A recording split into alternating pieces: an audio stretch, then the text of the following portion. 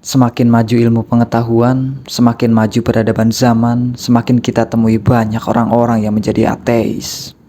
Saya ulangi, menjadi. Jadi sebelumnya mereka masih, karena satu dan lain hal menjadikan mereka sebagai ateis. Tidak, teis bertuhan. Ateis tidak mengakui keberadaan Tuhan. Dengan saya Indra Septiana, selamat datang di Denyut Semesta.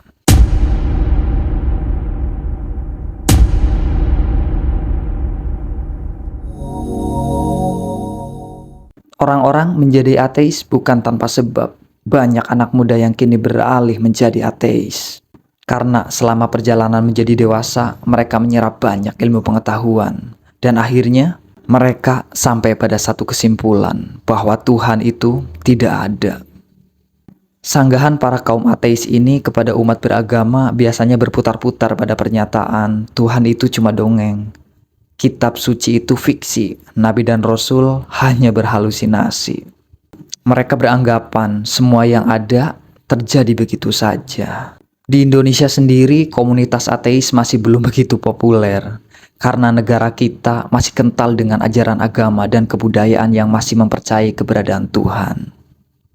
Tapi di barat, ateisme adalah hal yang lumrah, adalah hal yang biasa.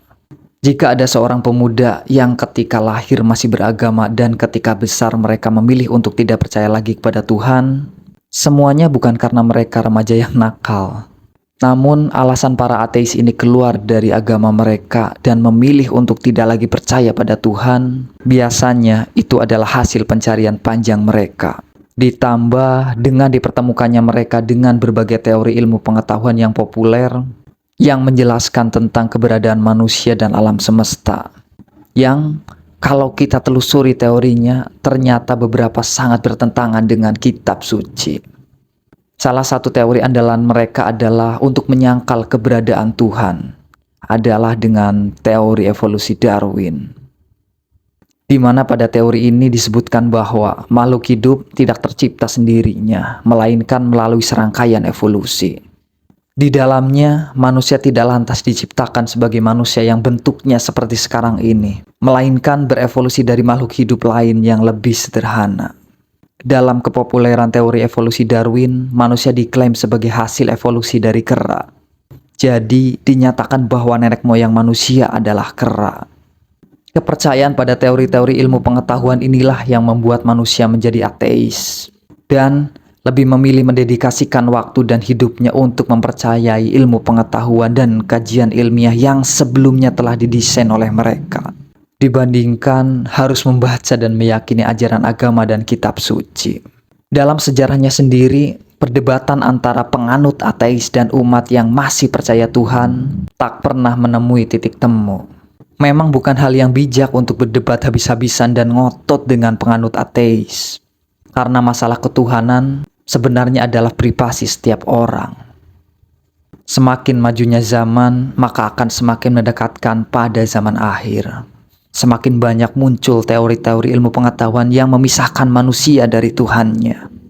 Belum lagi muncul ideologi-ideologi lain yang membuat manusia semakin terpisah dengan spiritualnya, terpisah dengan penciptanya. Seperti Nietzscheisme. Ini adalah pemahaman yang mengacu pada istilah-istilah yang banyak dipopulerkan oleh Friedrich Nietzsche. Dia adalah filsuf dari Jerman yang banyak mengkritisi agama. Friedrich Nietzsche adalah tokoh yang mempopulerkan Nietzscheisme dan slogan Tuhan telah mati. Di mana menurut slogan yang ia populerkan, manusia tak seharusnya percaya lagi pada Tuhan, apalagi iman Kristen. Karena menurut pendapat dan pencarian dia, Tuhan sebenarnya tidak ada. Slogan tersebut sempat sangat populer di dunia barat dan banyak tertuang dalam karya-karya budaya, antara lain sebagai lagu, sastra, dan film. Paham-paham dan teori demikian sengaja ada untuk mendesain pola pikir manusia. Terlebih lagi, ada catatan bahwa para cendekiawan goyim akan menyombongkan diri dengan pengetahuan yang mereka miliki. Dan tanpa pembuktian yang logis atas pengetahuan mereka, Mereka akan melahat semua informasi yang berasal dari ilmu pengetahuan yang telah dirangkai oleh agen spesialis, dengan tujuan menggiring pemikiran para goyim ke arah yang mereka kehendaki.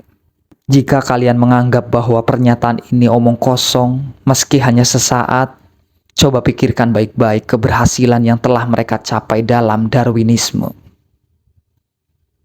Paling tidak, pasti tampak jelas betapa besarnya pengaruh dan arahan-arahan tersebut bagi pemikiran para goyim. Untuk yang belum mengerti, goyim di sini adalah sebutan untuk orang-orang non-Yahudi, atau bisa disebut orang-orang di luar mereka. Jadi, apakah memang selama ini ilmu pengetahuannya disampaikan kepada kita sebenarnya telah diatur sedemikian rupa supaya bisa mendesain pemikiran kita sesuai dengan harapan dan keinginan mereka?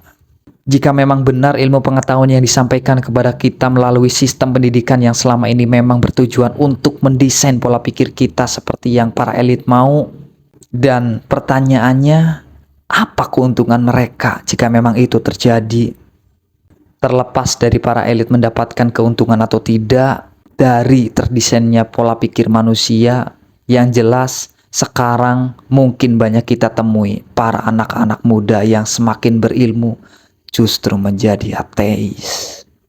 Bagi para anak-anak muda, semakin mereka mendalami ilmu pengetahuan dan teologi, semakin mereka tidak menemukan di mana letak eksistensi Tuhan. Dan bagi mereka juga, selama Tuhan tidak bisa dikaji secara ilmiah, berarti mereka menganggap bahwa Tuhan itu tidak ada. Agama bagi orang-orang ateis hanyalah dongeng dan kebohongan belaka. Terlepas dari konsep ini palsu atau bukan, terlihat makin lama kehidupan berilmu kita mulai menyerupai dengan apa yang dirancang oleh mereka. Banyak manusia yang akhirnya mendewakan ilmu pengetahuan, kemudian menganggap bahwa ajaran-ajaran agama tidak valid karena tidak bisa dibuktikan melalui kajian ilmiah. Kini manusia semakin banyak yang menjunjung tinggi pengetahuan, tapi di saat yang bersamaan mulai banyak juga yang melepaskan diri dari pengaruh spiritual, melepaskan diri dari ikatan agama, dan menjauhkan diri dari Tuhan mereka. Menjadi ateis memang tidak bisa kita salahkan. Beragama atau tidak, percaya pada Tuhan atau tidak, sejatinya adalah hak setiap manusia. Kita tidak bisa memaksakan kehendak dan pendapat kita kepada orang lain. Bagi kita sebagai kaum beragama, kita adalah manusia yang jalan hidupnya benar, karena masih diatur dalam balutan norma dan ketentuan agama. Dan kita pun masih mempercayai atau memang Tuhan itu ada sebagai entitas yang berkuasa, yang melindungi dan mengatur setiap sendi kehidupan kita. Dan bagi kita, orang yang tak beragama dan tidak percaya Tuhan adalah orang-orang yang hidupnya mungkin sedang tersesat. Tapi bagi orang ateis, merekalah orang-orang yang telah menemukan kebenaran. Mereka merasa benar jika menilai bahwa Tuhan itu tidak ada dan manusia tidak perlu memeluk agama apapun. Mengapa mereka sangat yakin bahwa merekalah yang benar? Karena mereka telah mencari tahu sepanjang hidupnya bahwa Tuhan itu tidak bisa dibuktikan kebenarannya. Dan ada juga yang berdalih bahwa kitab suci itu tidak valid dan tidak bisa dibuktikan kebenarannya. Bagi mereka, sesuatu yang tidak bisa dibuktikan secara ilmiah adalah bentuk kebohongan. Tidak ada gunanya memaksakan pendapat kepada orang yang memilih prinsip dan nilai hidupnya berbeda. Dan memang sudah seharusnya kita bisa hidup berdampingan dan penuh dengan toleransi. Perhatikan saja oleh kita jika ada anak muda yang baru saja menjadi ateis karena mereka merasa telah menemukan kebebasan sebagai ateis yang tak terikat oleh aturan dan norma agama apapun. Kemudian mereka menyerang semua agama secara semenang-menang. Karena agama dianggap sebagai ajaran yang penuh kebohongan dan bualan. Menjadi ateis memang urusan privasi masing-masing orang, tapi jangan sampai dengan seseorang yang menjadi ateis malah merusak moral dan kearifan lokal. Wassalamualaikum warahmatullahi wabarakatuh.